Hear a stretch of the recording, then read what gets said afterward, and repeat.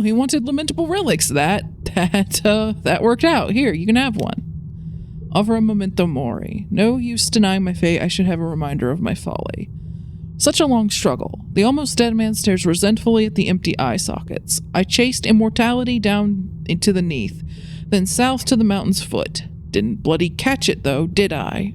A scraping sound can be heard from within his ribcage. He shifts uncomfortably. Damnable waste. We also gained an outlandish artifact in trade.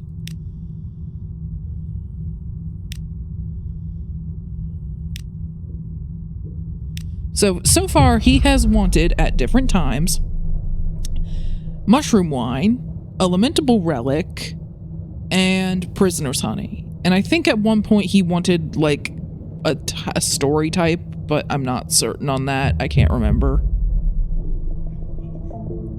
Oh my god!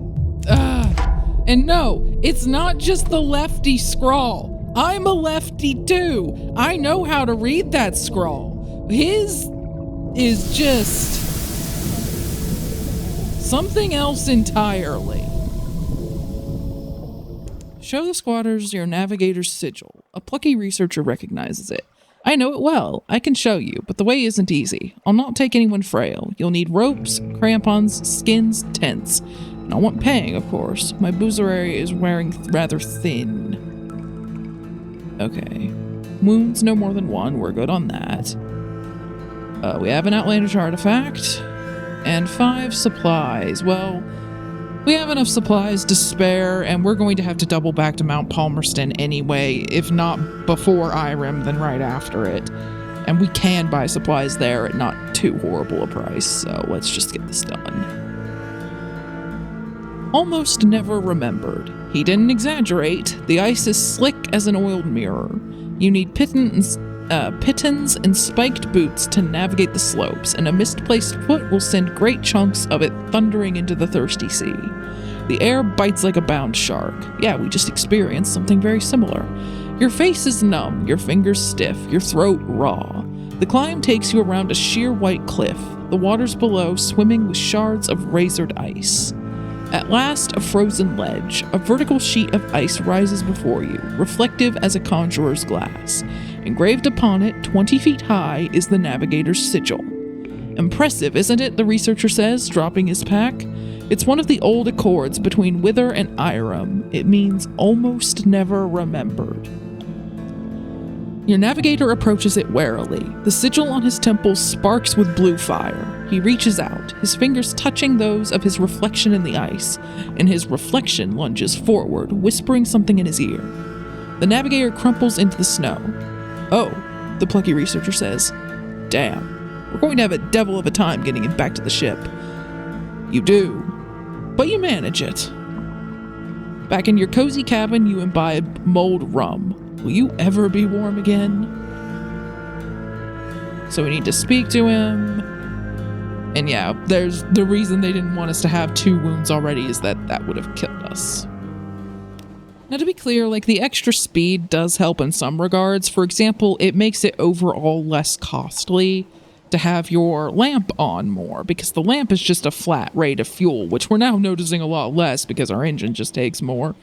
But, you know, since we're covering ground faster, we can keep the lamp on for more of the trip, and the trip was shorter, so the lantern's using less fuel. And also it makes terror management easier, and we're just going to have to dive because there's a lifeberg right on top of the abyss, but it won't be a problem once we're down there.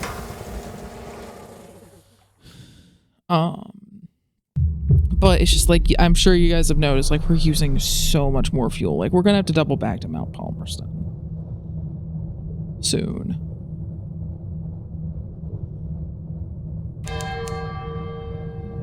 Okay, now this one is Achilles Abyss. Achlys.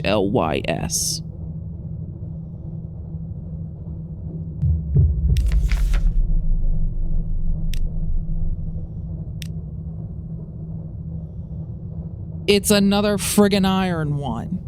Why are there so many iron ones? Okay.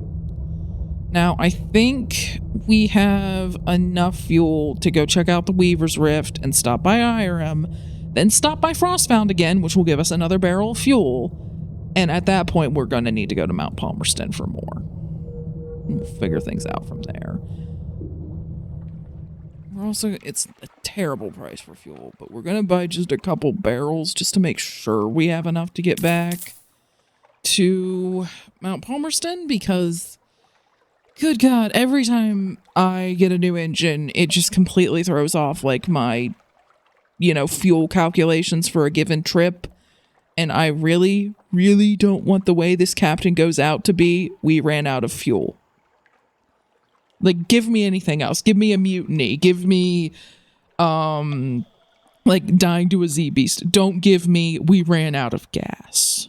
Or, in this case, coal. We can ask her about her father. She becomes more talkative when she has something to cut. Perhaps you can get her to say more about her father. Who was he then? There's flensing, deboning, and an orderly arranging of scales from large to small. This was the creature's favorite organ, she says, working briskly with tweezers and blade. Don't touch it. The purple bits are toxic. She only turns to personal matters when she's had a chance to rinse her fingers. I get my proficiency with metal from both sides of the family, she says, watching your expression closely. Then, Mother was a favorite with Mr. Iron. She says that they only worked together, that Mr. Iron sponsored her work and provided her with tools, sharper tools that do not bend so easily. Now she needs a live specimen. That's going to be a while. Let's see if enough time has passed that we can talk to our sigil-ridden navigator. Yes, we can. The ship's surgeon finds you. He's awake, Captain, and he's asking for you. The navigator has slept fitfully since he collapsed on the frost-bound ice. That's the first time a doctor aboard has come up, so we just needed any doctor. New purpose. His sigil has grown. It reaches down to his cheek now. The skin it marks is pitted and gray. Captain, the ice told me. The sigil's reflection was its opposite, or inverse. It doesn't matter. We must go north. North and north and north, to the avid horizon, to Void's approach. He struggles to rise. Where are my charts, my compass, my sounding line? Okay. Avid horizon isn't too difficult of a task. So at this point, we have checked so many of the abysses. Like, there's a reef there, but it doesn't have... See how the abysses have these little, like, black concentric circles? Doesn't have that there, so I don't think that's a rift. I think that's just a small landmark. There's the Antonine Abyss. That's south of Khan's Heart. I'm just checking if there are any other ones vaguely up in this area. There's Khan's Abyss, the one that we should have checked before, and if we're going to go all the way back to Avid Horizon anyway, we can certainly check it on the way back. I mean, we could nix the Mount Palmerston idea for now. Go down to the Gant Pole and the Chelinate and Savior's Rocks and then, like, pick up fuel in Khan's Shadow. Or at least some. Yeah, we're gonna do that. Oh, that's the fluke core. No.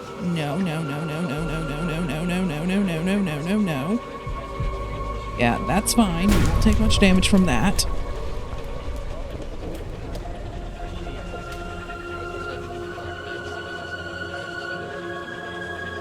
If we were at full haul, especially considering that we're faster now than we were before, I would absolutely try to take that on and get another flute core because we need one. But we already took that unlucky hit from that friggin' underwater bound guppy, whatever it is. So yeah, we're not gonna risk that right now. For our cook, we need 3 hunting trophies. Yeah, they will only trade supplies. Now we can buy supplies here for 30. And then if we go over here, I think they might need 2 supplies, so it might effectively be like 60 per silk. It would barely be a profit, because that is going to be like over 1,200 echoes worth of supplies, if we buy the supplies here. Even if we don't buy the supplies here, it's going to be... Usually about the best price you can get on supplies is about 20 or so. Obviously, you can get some free, but we also, you know, need to eat. So let's just say 20 or so. So even working off the best price of 20, we would need about 820 echoes worth of supplies and we'd get 1,500 echoes for the shipment. So, I mean, at that point, it's a profit that's decently, you know, good. Now, of course, if we go down to Estival, it'd be one thing if we just had the hold space to make this trip a couple of times, like, you know, go by Estival, come up here, get spider silk, and do that run a couple times, then that'd be great. But the hold space, we honestly might just need a bigger dang ship. Because, yeah, ideally, if we were going to make the trip to Estival, we wouldn't come from the north. We would, you know, go along the south, come up, and then go back to London in, like, this kind of circle. So we might do that. It's just, I don't know that we have the whole space to pull it off right now, especially with the amount of fuel that we now need for this engine. Yeah, we're going to stop by Con's Shadow, and then I guess we're going to keep looking for an abyss that increases freaking mirrors. Let's see, we checked the Antoine Abyss. Antonine, I don't know. You know which one I mean. We checked that one. There's the Bats Diviner Abyss right outside London. And then there's Kant's Abyss. And those are the only ones on, like, the middle to northern half we have not checked. That we know of, unless there's one hiding in this tiny bit of unexplored area that we're going to try to clear some of on our way to Con's Shadow. It's also worth noting that moving faster, like, it means that the light is less of a factor. It makes managing terror a bit easier. It also means that you're using less supplies to cover the same amount of ground. It's just that the only cost really is that you're using more fuel. It's just, you know, it probably works out to being roughly at the same amount in terms of, like, echoes and cargo space once you factor all that in. It's just that it throws my calculations off. In this case, we're going to accept a volunteer instead of taking tea with the factor, because we unfortunately lost a crew in one of the scuffles. One of the shots took out a crew. That can happen anytime you're hit with your hull below half. So, yeah, I was hoping to take a crew from here anyway, because we're gonna need more when we get the bigger ship. But now we especially need it.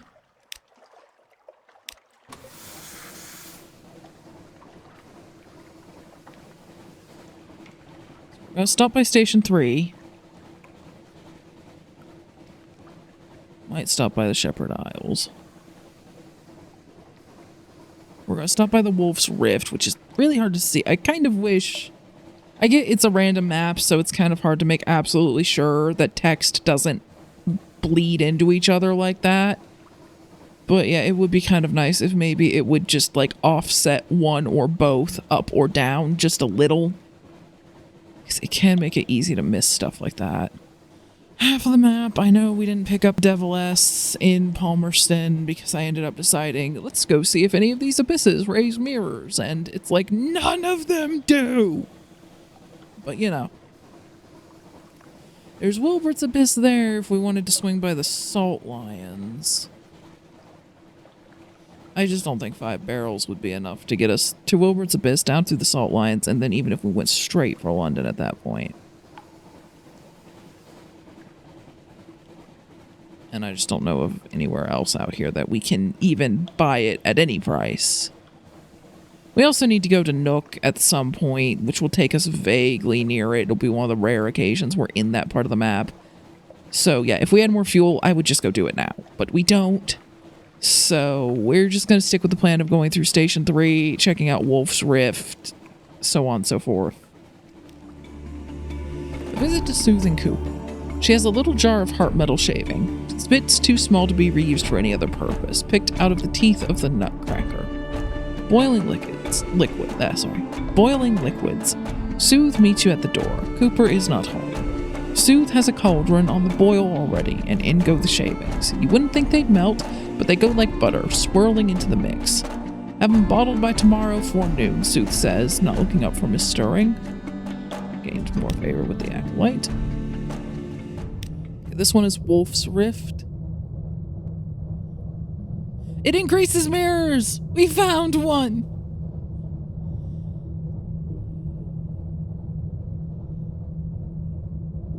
Annoyingly, we're probably going to have to come back and get it, because if we were to fail this hearts roll, it damages your hull when you fail it, and our hull is only 22. It's like less than a third. So we'll come back and get it. Well, it's not that far from London, and if we can't get a rough estimate on... I don't remember it being that much. We would probably survive it, but it's not that far. At least it's one of the closer ones to London. We're gonna go repair a dang hull first, because I am not going to die to save, like, a barrel of fuel worth of sailing. And limping back into London with very little hull and only about 1.5 meters worth of fuel left.